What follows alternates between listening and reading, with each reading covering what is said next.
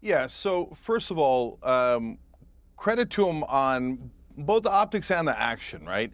So when a Democrat gets in office, they immediately start saying, our voters have to push us to do the right thing. And then they say, don't push, don't push, don't push. Hey, how about we elect you and you do your goddamn job, right? Andrew Wilson and Cenk Uygur recently went head-to-head on Piers Morgan Uncensored, and let's just say Andrew Wilson absolutely embarrassed Cenk Uygur in this debate. Throughout the discussion, Andrew Wilson didn't hold back, calling out Cenk Uygur at every turn, while Piers Morgan did his best to moderate. So let's dive into this clip and break down how Andrew Wilson completely dismantled Cenk. And for Democrats, that seems to be a really hard ask, right? So that's why I'm so frustrated with my own party.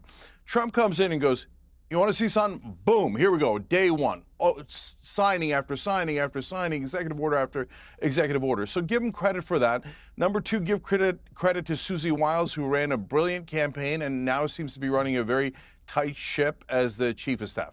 Now, when it comes to the actual orders, I disagree with tons and tons of them. Some of them are expected. We're getting out of the Paris Climate Treaty, which is a disaster for us to get out of. But once Trump's elected, that's fait accompli. So it's not like you should be overly surprised by that. The pardons of the violent criminals on January 6th is unacceptable, except for the fact that it was super obvious that he was going to do it, right? And then when he gets to the absurdities like taking away birthright citizenship, I think he does that as kind of a squirrel to distract people and get everybody to focus on that while he passes everything else, because that has no chance. That's wildly unconstitutional. And by the way, I would hope that MAGA would realize things that are unconstitutional and go, wait, we're supposed to love this document. I can't have you going outside the Constitution and outside the law. Okay, Andrew, your response. Yeah, so there's a whole bunch of problems here. So the first problem is these were not violent criminals who were released. These were political prisoners who were released. What happened is there was no fair application of the law whatsoever. These guys were being tried in D.C.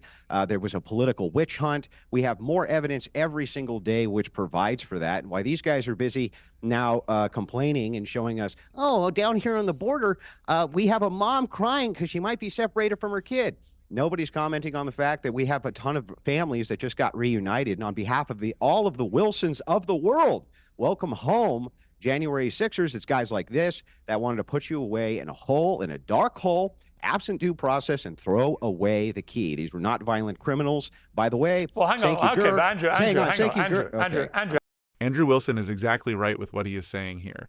And to pretend like 1,500 people were all violent criminals is just simply not true. Hang on, let me just stop you there. So I actually interviewed one of the protesters, Jacob, who was the QAnon shaman guy.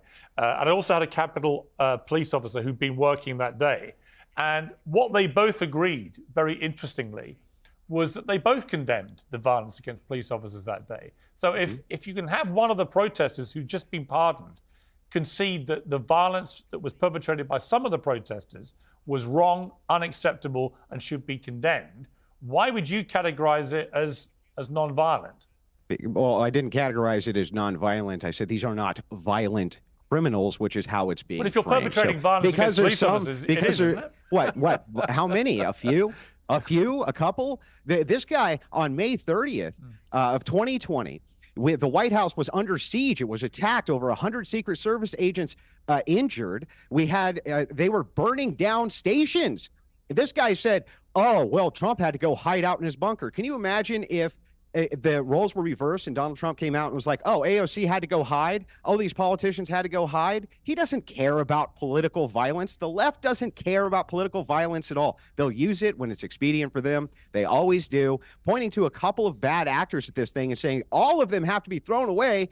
And, the key thrown away with them is insanity. And no, I don't think so. I think it's a miscategorization to frame all of them as violent criminals, and that's they exactly what weren't all violent at all. I mean, that's what he was doing. That's what he was framing it, though. Yeah, no, listen, I don't, and Cenk, I do not agree with that. I don't think all the 1,500 were violent. In fact, we know for a fact they weren't. A lot of them were not convicted of violence. Yeah, I didn't say that at all. So, look, all right, whatever, dude. So on the Young Turks, we've been super clear about this. And as always, we're the one guys setting people who are fair.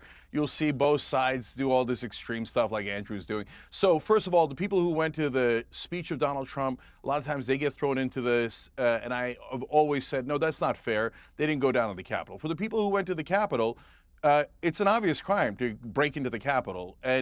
And why were they doing that? They were trying to overturn the results of the election. So you could blah, blah, blah on all your talking points, but it's absurdity.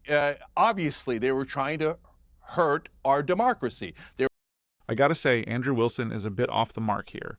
Yes, around 50 Secret Service agents were injured, but that was in relation to the protests following George Floyd's death. What he's doing here is basically a whataboutism. Not necessarily wrong, but when you refuse to acknowledge the obvious, it just hands the left more ammo to use against you.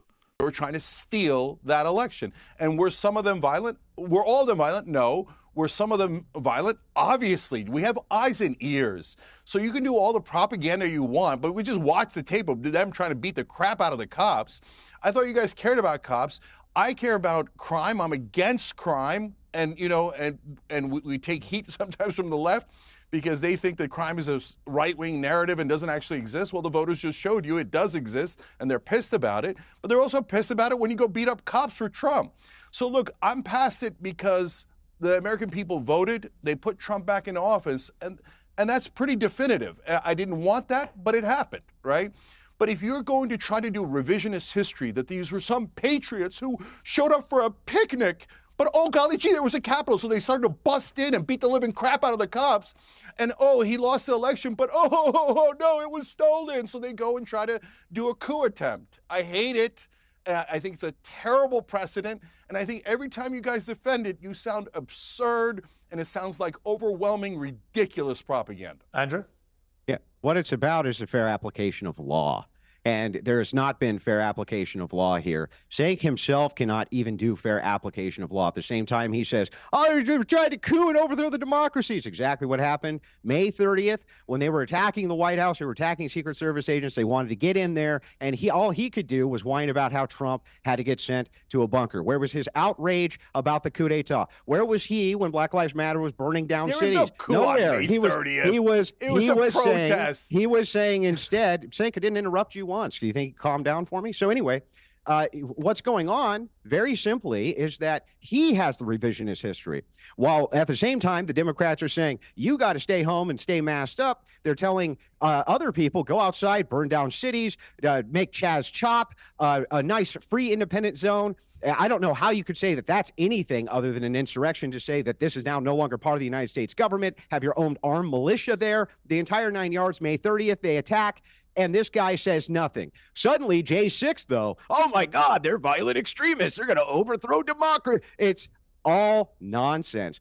It's not fairly applied. He's never fairly applied it. The law has never been fairly applied to the J6ers. They were tried in D.C., not in front of impartial juries. And here's how our law works. Our law works like this. 1,000 walk free, so one guilty person doesn't spend a day in prison. That is the precedent for our law. That's why they got pardoned, and it's exactly why they should have.